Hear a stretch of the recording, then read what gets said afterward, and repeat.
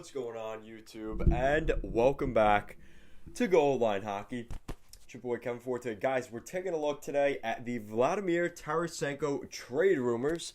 So there have been a lot of teams linked to the Russian superstar here from the St. Louis Blues. And now that he's had a couple of complications since his Stanley Cup win in 2018 or 2019 with the Blues, he's looking to get out of St. Louis. We'll be taking a look at some of the teams that may be interested, some of the asking prices, and why exactly Tarasenko wants to leave the Blues. We'll be going over all of that in this video. So let's get right into it. So over the last 9 seasons that Vladimir Tarasenko has spent, his only 9 years in the NHL have been with the St. Louis Blues.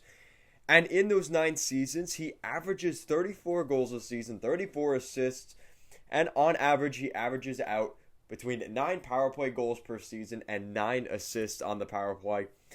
He averages around 17 and a half minutes of ice time over his 9 years on the Blues. And the thing is, if you're a team right now that is looking to acquire Vladimir Tarasenko, you're looking at a situation where Tarasenko is the extra piece to your team, right? Everybody brings up the New York Islanders, right? You need that sniper, that guy that's just going to score goals, just a pure goal scorer. That's Tarasenko. He fits right in with that. The Boston Bruins, another team that could kind of use that next sniper to kind of put them over the edge. And that's what Tarasenko kind of does for you. Now, the reason Vladimir Tarasenko wants to leave the St. Louis Blues is part of the reason he is going to get traded. Now, there are other complications as well, which I'll get into. But in terms of the injury side of things, he had to have surgery on his shoulder. And the Blues, it didn't seem like they necessarily treated it correctly, so he had to go in for a second surgery.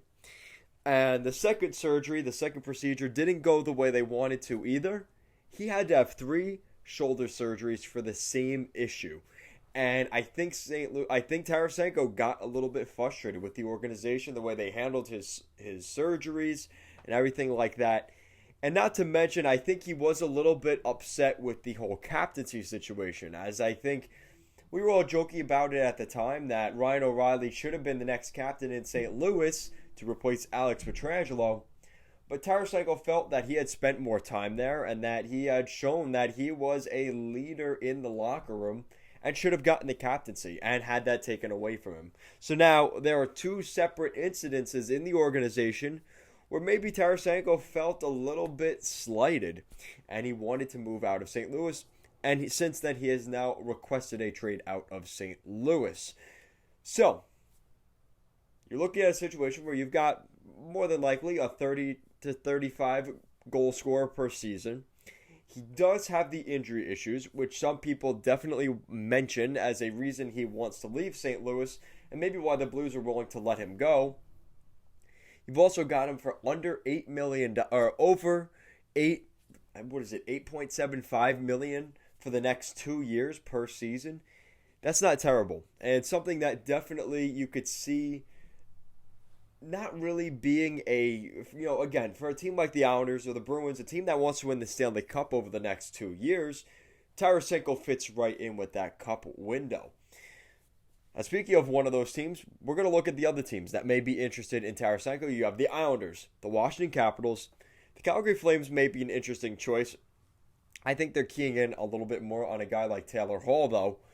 You have the Boston Bruins, the Philadelphia Flyers, and the Vegas Golden Knights. So this isn't an exact trade from each of those teams.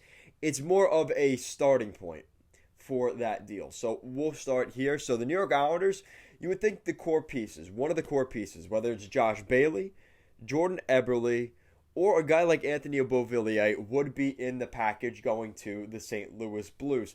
Ideally, if you're the Islanders, you try and move Bailey or Eberle, as that's money that's coming out. Because again, Tarasenko's 8.75 under the cap will be something that the Islanders have to work with. So the Blues still think they can win a Stanley Cup. So if that's the case, they want to bring somebody that can play right now. And Jordan Eberle or Josh Bailey can help do that for the Blues. Not to mention you're also throwing in your first-round pick next year. I think that's a given. As well as one of or possibly multiple prospects. Sebastian Aho, a blue liner for the Islanders. His value definitely isn't what it was.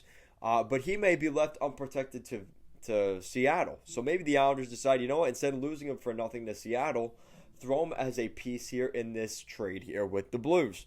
Not to mention you have Antoine Durando, who has played in the QMJHL with the Trojans. He has become sort of a good prototypical bottom six prospect. And that may be a guy that right now the Blues aren't necessarily thinking, oh, that's the guy they want for, a guy like Tarasenko. But you've also got Eberle the first and Sebastian Aho.